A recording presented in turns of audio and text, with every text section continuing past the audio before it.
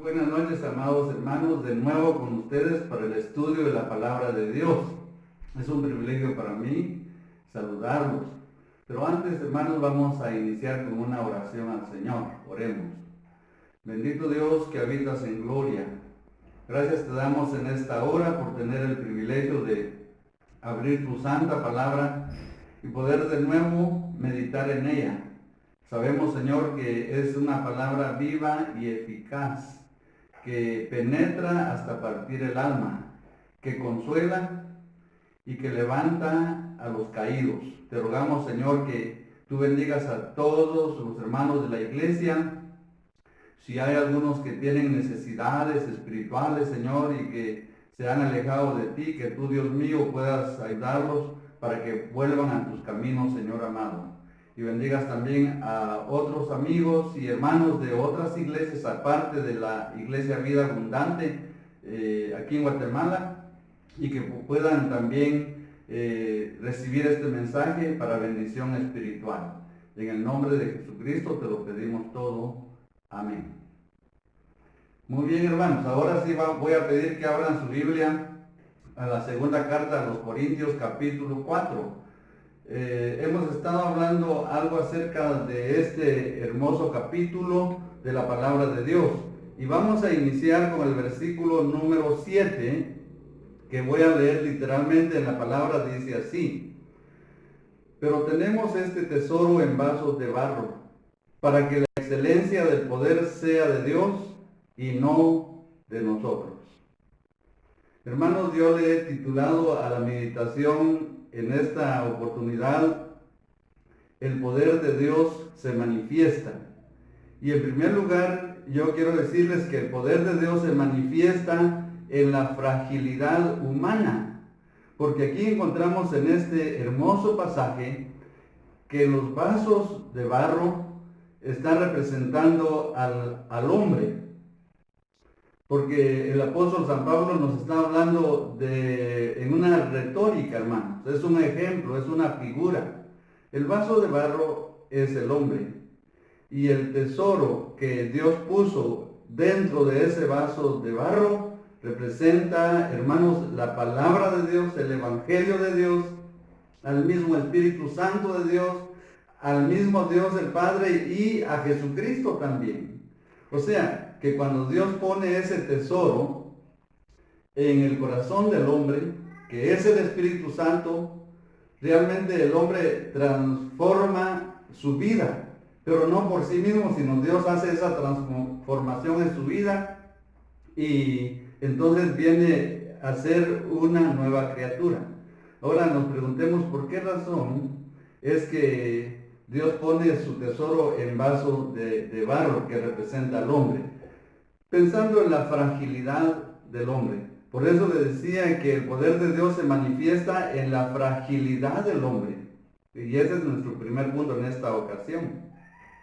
El hombre es frágil, porque fue formado del polvo de la tierra. Ustedes lo saben, si vamos a Génesis capítulo 2, el versículo 7, ahí encontramos, hermanos, desde el principio, cuando Dios creó al primer hombre, dice que formó al hombre del polvo de la tierra y sopló en su nariz y fue el hombre un ser viviente. Y dichoso el hombre en el principio, porque estuvo en el huerto del Edén, en ese jardín hermoso, maravilloso, donde aún no había pecado. Tristemente el hombre desobedeció, y cuando llegamos al libro de Génesis capítulo 3 versículo 19, encontramos que como consecuencia de la desobediencia pues vino el pecado, y el pecado hizo que el hombre comenzara a sufrir. Ahora Dios le dice ahí al hombre: con el sudor de tu frente comerás el pan de cada día, hasta que vuelvas a la tierra, porque del polvo fuiste tomado y al polvo volverás. Allí encontramos, hermanos, que la muerte física vino a causa del pecado. Y entonces el hombre se convierte en un vaso totalmente frágil.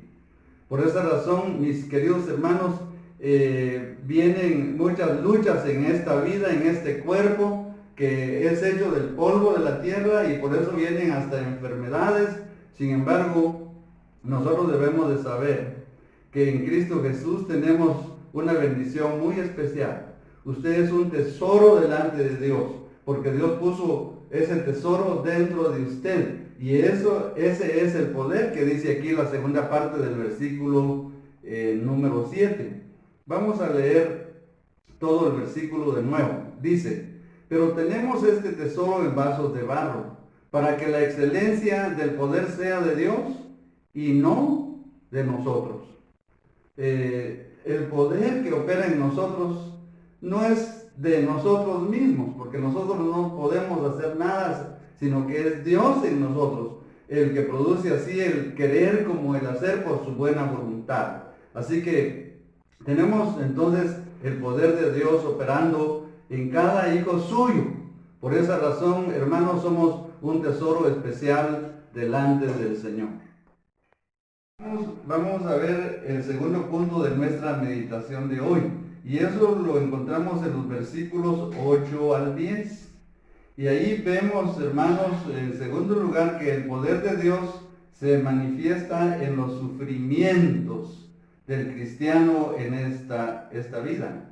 Y ahí encontramos varias cosas. Por ejemplo, en el versículo 8 encontramos las tribulaciones, encontramos los apuros, encontramos también las persecuciones y encontramos también que el apóstol San Pablo fue derribado, pero dice el versículo 9, pero no destruido. Entonces, hermanos, el apóstol Pablo es el mismo ejemplo aquí acerca de los sufrimientos. Él sufrió por la causa del Evangelio, porque si vemos en el versículo 1, encontramos que Dios lo había llamado para predicar el Evangelio y él le agradecía a Dios por tener ese ministerio tan especial de ir y predicar el Evangelio a toda criatura. Sin embargo, eso le trajo muchas tribulaciones. Y por esa razón, él comienza en el versículo número 8 diciendo que estamos atribulados en todo, mas no angustiados. La tribulación siempre va a haber y va a venir en la vida del cristiano.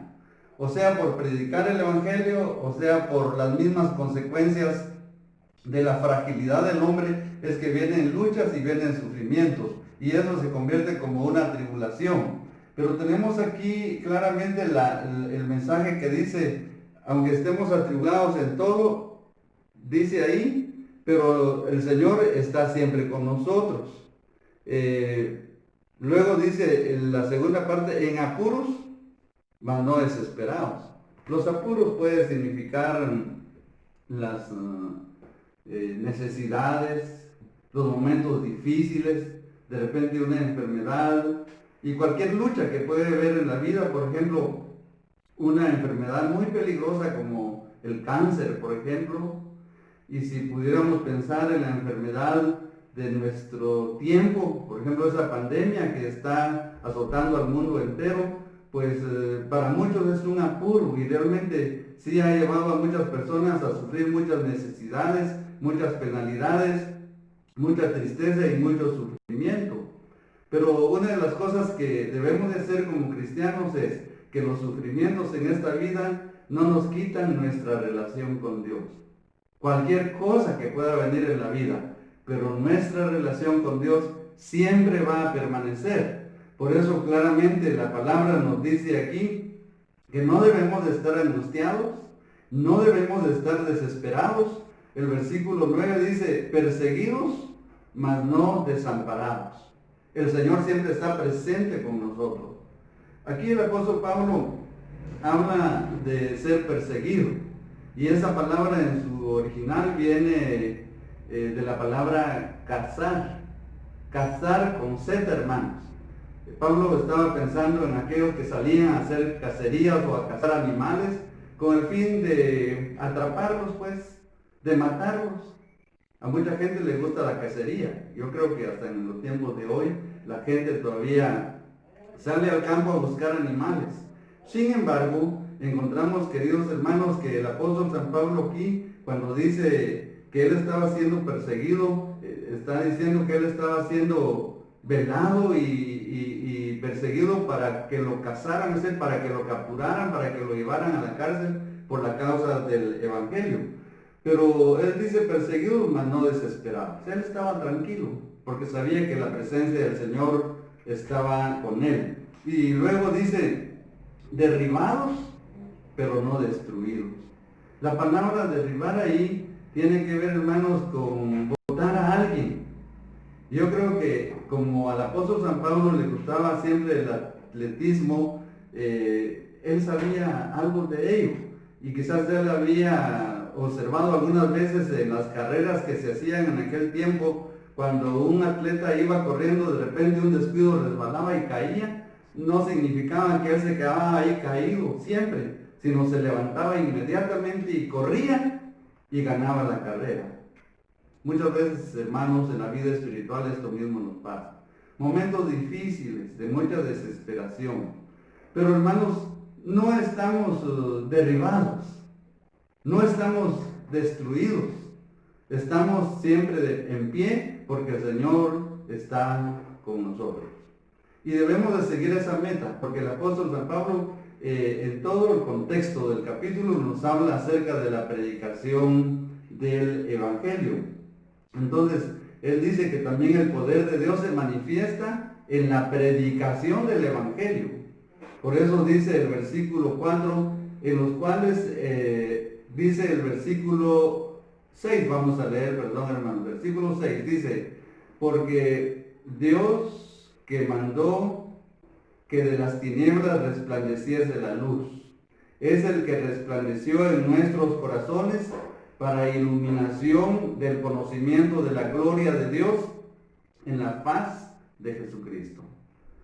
El evangelio que llegó a Pablo iluminó su vida, pero el propósito era, hermanos, para predicar esa luz gloriosa del evangelio a las personas que conocen de él.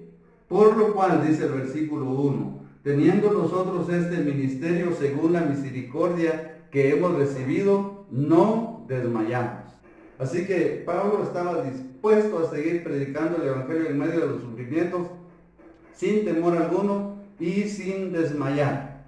Hermanos, ojalá que nosotros tengamos también esa misma meta, esa misma mirada, que podamos seguir adelante creciendo en la obra del Señor y sabiendo también que nuestro trabajo en el Señor no es en vano. Tenemos el poder de Dios en nosotros, por ese tesoro que ha puesto el Señor en estos vasos de barro. Vamos a seguir en una próxima oportunidad. Que el Señor le bendiga y que cada uno de ustedes pueda disfrutar de una noche muy especial después de la oración que a cada uno de ustedes se les da el privilegio, hermanos. Ahí en su hogar sigan en este momento orando al Señor, clamando al Señor y adorando al Señor. Que Dios nos bendiga, amados hermanos.